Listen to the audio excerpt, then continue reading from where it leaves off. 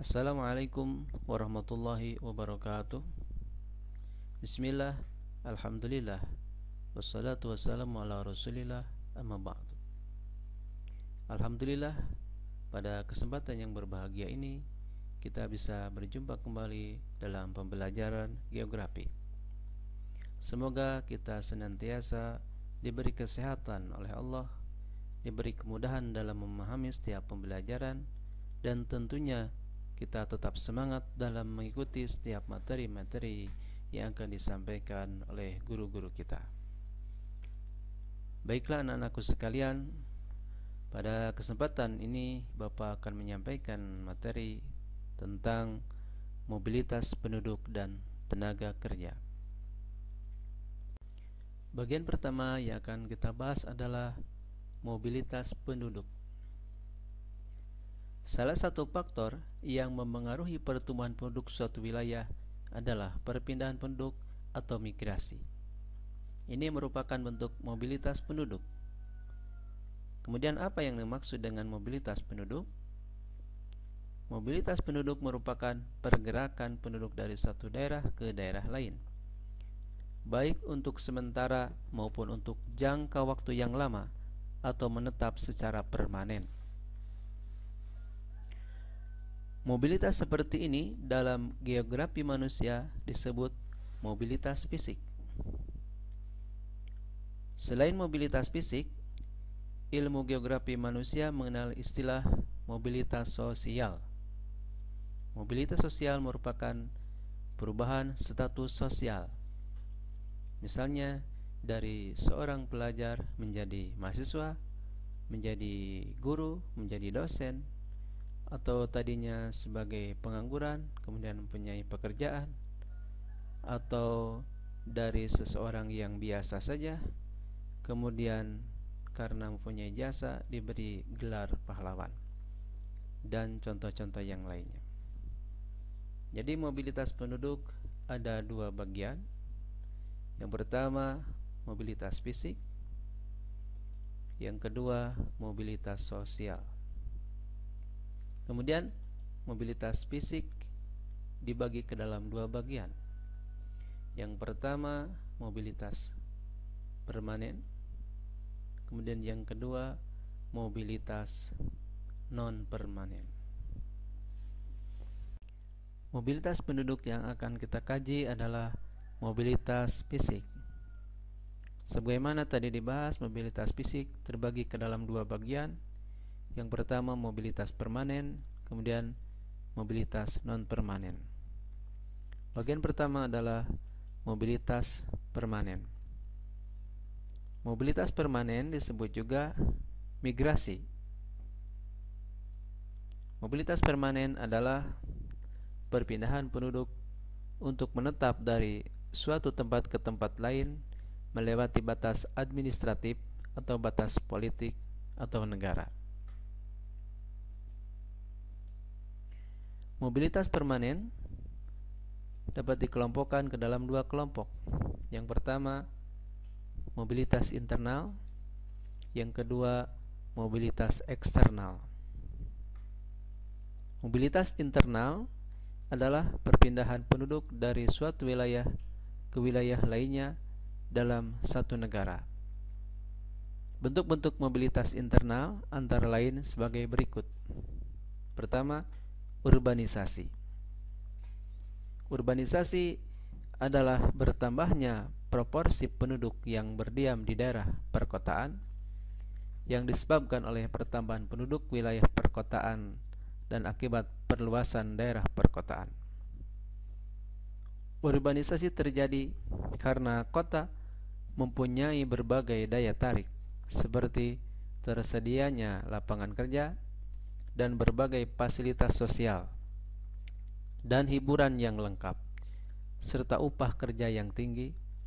Daya tarik kota seperti ini didukung oleh berbagai daya dorong desa, seperti sempitnya lapangan pekerjaan di desa, semakin sempit lahan pertanian, serta fasilitas sosial dan hiburan yang relatif terbatas. Sehingga dengan adanya daya tarik dari perkotaan dan daya dorong dari pedesaan, maka orang berbondong-bondong pergi dari desa menuju kota. Urbanisasi dengan kata lain adalah perpindahan penduduk desa ke perkotaan. Bagian yang kedua adalah ruralisasi. Ruralisasi adalah perpindahan penduduk dari kota kembali ke desa. Dalam konteks ini, pelaku urbanisasi yang telah lama tinggal di kota pulang kembali ke desa asalnya dan menetap di sana. Kemudian yang ketiga adalah transmigrasi. Transmigrasi adalah perpindahan atau kepindahan penduduk dari suatu daerah untuk menetap di daerah lain yang ditetapkan di dalam wilayah Republik Indonesia guna kepentingan pembangunan negara atau karena alasan yang dianggap perlu oleh pemerintah berdasarkan ketentuan yang diatur dalam undang-undang. Ada beberapa jenis transmigrasi seperti transmigrasi umum, transmigrasi spontan, transmigrasi sektoral, transmigrasi swakarsa, dan transmigrasi khusus. Bagian kedua dari mobilitas permanen adalah mobilitas eksternal. Mobilitas eksternal yaitu perpindahan penduduk dari suatu negara ke negara lain. Bentuk-bentuk mobilitas eksternal antara lain sebagai berikut. Pertama, emigrasi. Emigrasi adalah perpindahan penduduk dari tanah air sendiri ke negara lain untuk tinggal menetap di sana. Oh maaf, ini I-nya ada 2 ya, seharusnya 1. Mohon maaf, ada salah dalam pengetikan. Kemudian yang kedua adalah imigrasi. Migrasi adalah perpindahan penduduk dari negara lain masuk ke negara kita. Kemudian yang ketiga adalah remigrasi, yaitu kembalinya penduduk suatu negara ke tanah airnya sendiri setelah pindah dan menetap di negara asing. Mobilitas fisik bagian kedua adalah mobilitas non-permanen. Mobilitas non-permanen adalah perpindahan penduduk untuk sementara waktu dari suatu tempat ke tempat lain. Mobilitas non-permanen terbagi ke dalam 2 bagian. Yang pertama komutasi, yang kedua sirkulasi. Komutasi atau mobilitas ulang-alik adalah bentuk mobilitas penduduk non-permanen yang dilakukan dengan pergi pulang dalam tempo kurang dari 24 jam. Pelakunya tidak menginap di tempat yang dituju.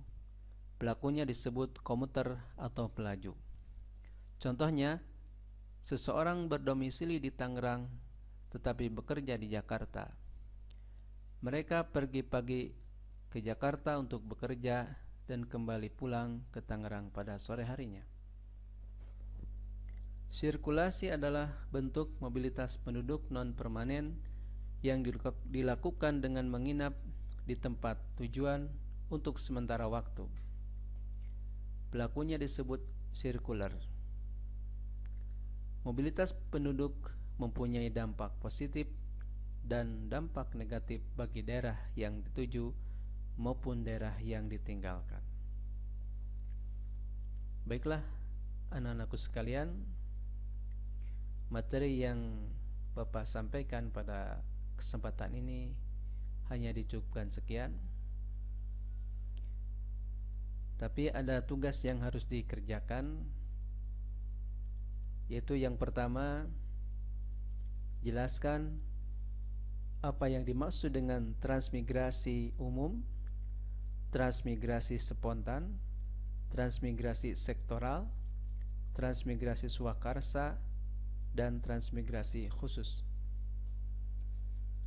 Kemudian selanjutnya sebutkanlah atau jelaskanlah dampak dari mobilitas penduduk. baik dampak positif ataupun dampak negatif, baik bagi daerah yang dituju atau bagi daerah yang ditinggalkan. Jangan lupa soal tersebut atau tugas tersebut dijelaskan di buku tugas kalian, kemudian diberi nama, diberi tanggal, dipoto, dan diupload di Google Classroom. Sekian yang dapat Bapak sampaikan. Sampai ketemu di materi selanjutnya. Dan jangan lupa, bagi yang belum, silahkan like dan subscribe, tekan tanda loncengnya, juga berbagi ke orang lain. Semoga dapat bermanfaat. Assalamualaikum warahmatullahi wabarakatuh.